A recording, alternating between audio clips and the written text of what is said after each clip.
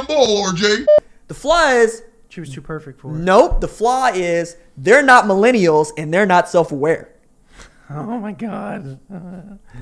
That's the flaw. Because if you are self-aware, you have people around to check your math and check your balances. And this is how I get back to OU football. Thank you. Lincoln Riley is a millennial. He is. People don't want to acknowledge that. And because Lincoln Riley is a millennial, he could look at Baker Mayfield and say, nah, I don't see cocky. I see a dude with a lot to prove, and I see a dude that's going to light his own fire, and I'm going to point that fire in the right direction. I'm going to give it the tools to grow, and we're going to scorch the earth. One of the things that I find that is most fascinating about that dude, and one of the reasons that I'm also fascinated by the quarterback process, is those two things seem to be in conflict now. Because a man who had to be terribly self-aware when he took the job, because despite what has been said, we all know that the man was 33. Young. And the head coach of not just any program, but the program, and following one of the coaches, and was hand selected by the coach. So, knowing all of that, you also know that you're keeping the entire staff. And you brought on one guy that you know and love and trust, right, as a confidant, to help you remain self-aware. Hey, Lincoln, this is a blind spot.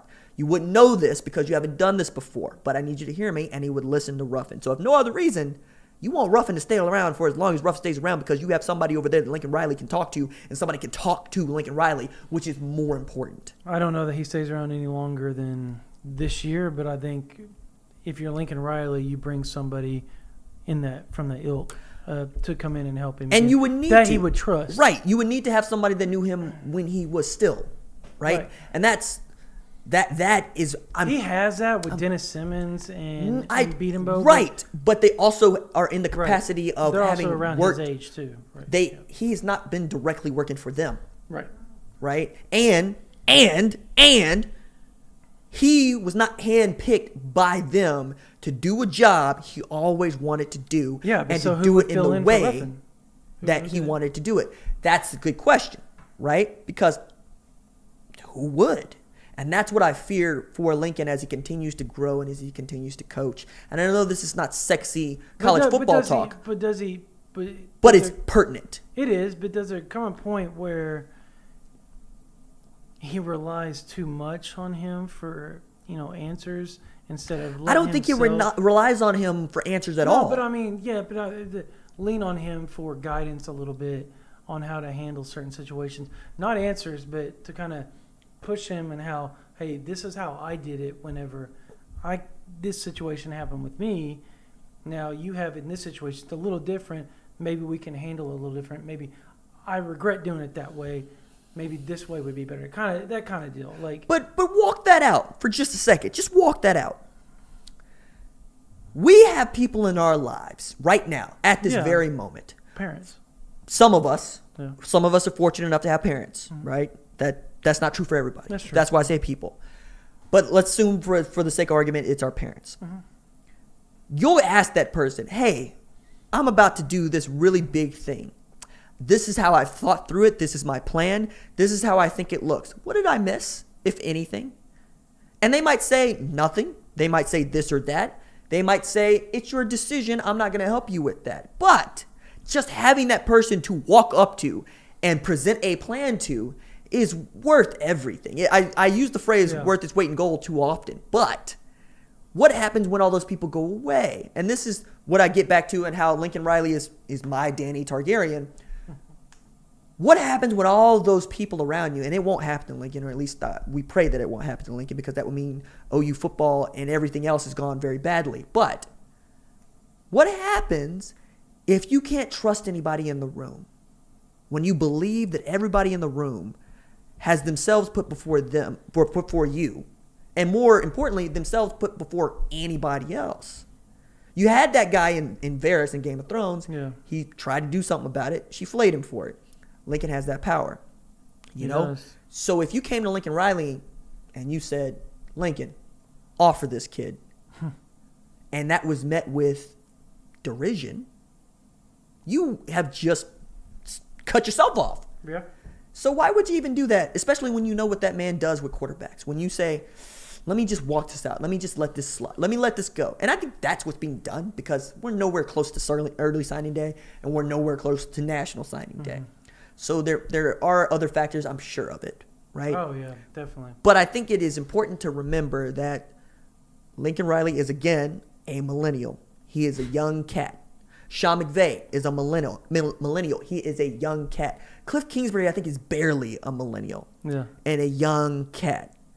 But you don't get to those positions by not having people you can call. Even Tom Brady, for him, it was his dad. Another millennial, Cincinnati Bengal. Zach Taylor. Yeah. Head coach for Cincinnati Bengals. I mean, this stuff happens. It happened with the Boomers. It happened with the Xers. Now it's happening with us. We will inherit your earth, and that's just the way that it is. Just like the kids behind. Right. We'll inherit ours. The Baker Mayfields of the world. Yep. Gen Y.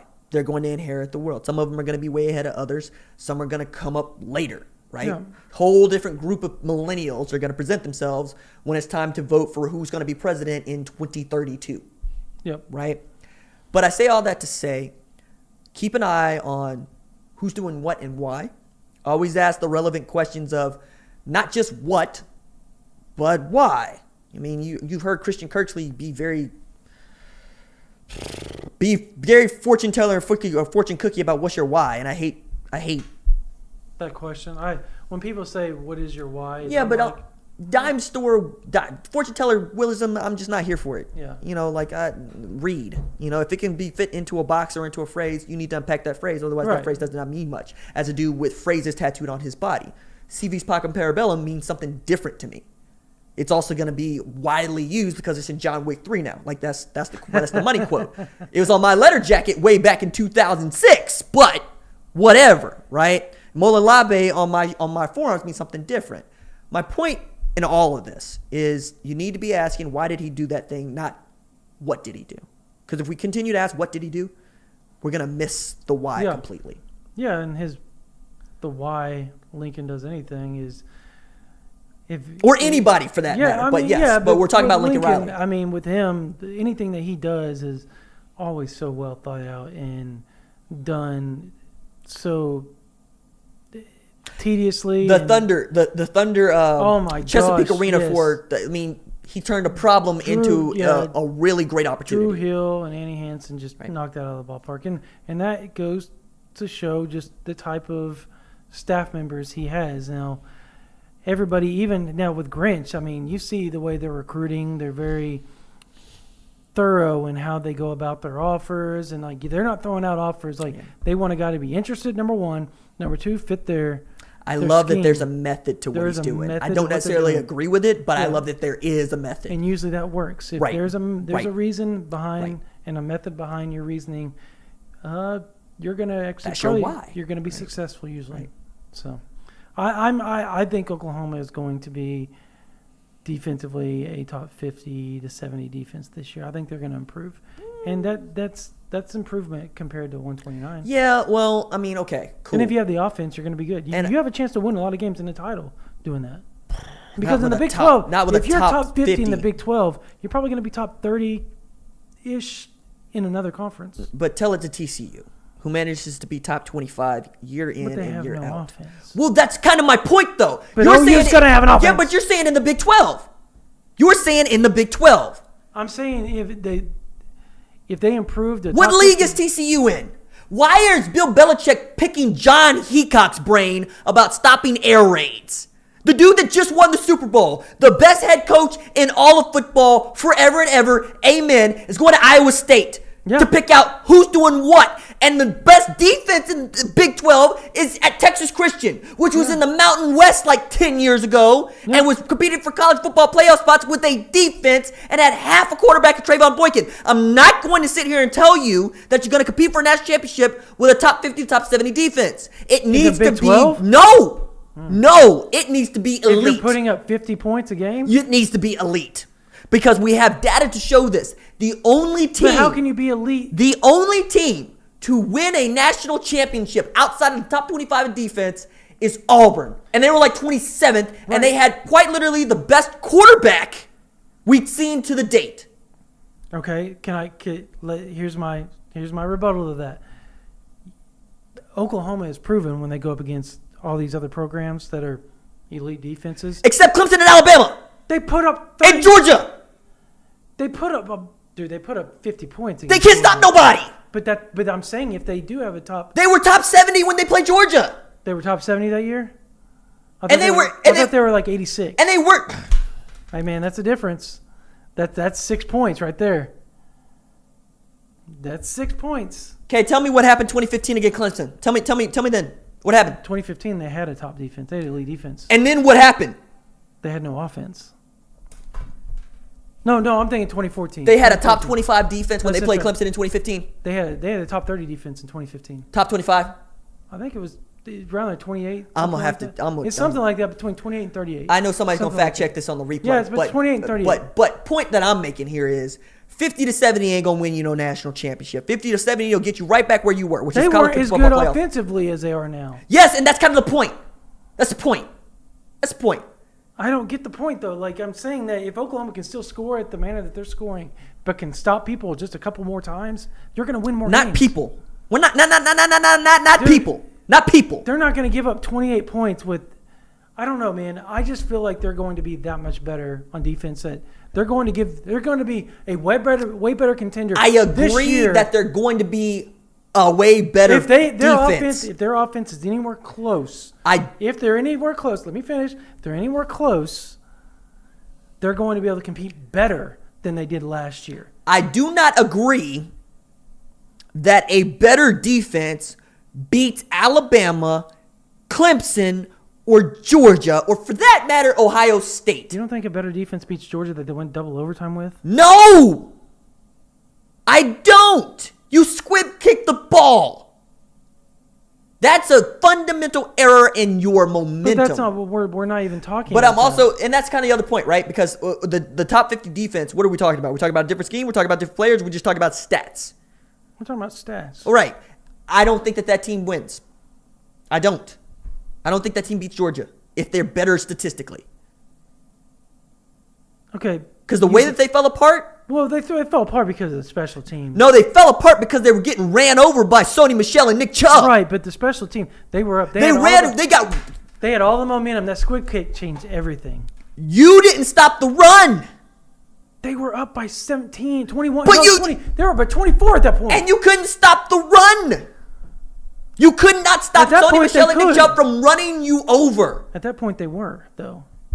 They were. In the first half. That's what yes, I'm talking in the about. first half. Squib kick happened in the first half. But you make adjustments in the second half and you got ran through. They Statistically, it ain't going to matter. Look, they screwed the pooch. Look, I'm giving somebody PTSD with the Rose Bowl conversation.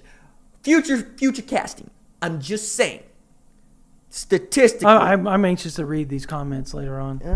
We'll see. Statistically, we have data to show that you need to be inside the top 25 to win a national championship. We're not talking about making a college football playoff. We're not talking about winning a Big 12 title. We're not talking about getting to the national championship game. We're talking about winning, right? And at Oklahoma, they're not going to be a top 25 defense right now. Well, then are you ready to say they're not going to win a national championship? Okay, I don't want to. I don't think they're. No, I don't. No, you have me on YouTube live saying that they're not going to. I can't predict that, man. They would be the first. They would be the first football team to buck that trend, right? It's got to be bucked. So it has to be bucked at some point. Well, but also to your point, you're saying that the offense is good enough at Oklahoma to be the first college football program to buck statistically the trend of you need to be. Let's include Auburn and say top 30. I'm trying to equate that if those programs that were elite moved over into the Big 12, they wouldn't be top. Yeah, well, that's what I'm saying, though. What it was the phrase? If my mom was my uncle. Yeah, but you understand what I'm saying. A&M was in this league, and they're still trying. Right, and so like that's where I would say I would tell people A&M was in this league. All right, so if you want to comp, to be just as bad. Right, if you want to comp, there's your comp. A&M was in this league. It's not a comp. I'm saying like they still. They had a really good run when they first got to the SEC because of the offense, and people weren't used to that offense. Made Nick Saban change up. Yeah, and I'm saying that if you have to go against something to that nature week in, week out offensively, you're going to not look as good defensively. And Alabama and Clemson would not. They would have way more numbers, put up on them, they wouldn't be a top 25 defense. And that's my point, that they may be between a 35 and 50, 50 and 60 defense at that point. I also feel But like do you see where I'm coming from? yes, Yeah, and I feel that's like where we got mixed up here. But this argument, I feel like it's been totally it's the whole reason why I say give me a 16-team playoff. Just do it. Just give it to me, because we've been having these conference arguments for a very long time. Yeah, that's true. Like since the Big 8 was the Southwest Conference, was the Big 12. Right. We can just keep going at it. But this has been a very special episode. Yeah, we're gonna end this one of the Young and Drum podcast. I know that we got started early, but we're also having tornadic activity over here. Brandon happened to be in town. I wanted to get us started, try to get him out of here. Amy, please do not hurt your husband. It is my fault. If you like the channel, please like and subscribe. All of the stuff that I normally say. If you do subscribe to OUinsider.com, thank you kindly. If you don't, why not? This man over here, it's like 12 posts every week, and it's all a big fat recruiting dump. Yeah, I said it. Sometimes team notes too. Source team notes. Yeah. There you go. Yeah. Right? And even during the summer. Yeah. Which is, you're a madman. Thank you. Ah. So are you. You do a lot. We have do, no lives. we do a lot. We have no lives. No, it's like I talk to my girlfriend, you talk to your wife. It's like, no, I got to go do my job. And they're like, it's 10:30. Well, you know what? Nate Anderson committed. What do you want me to tell you? Yep, pretty much. Yeah, man. All right. I appreciate you, brother. Appreciate it, man. Yeah, man. All right. That's going to be it for us. Doses.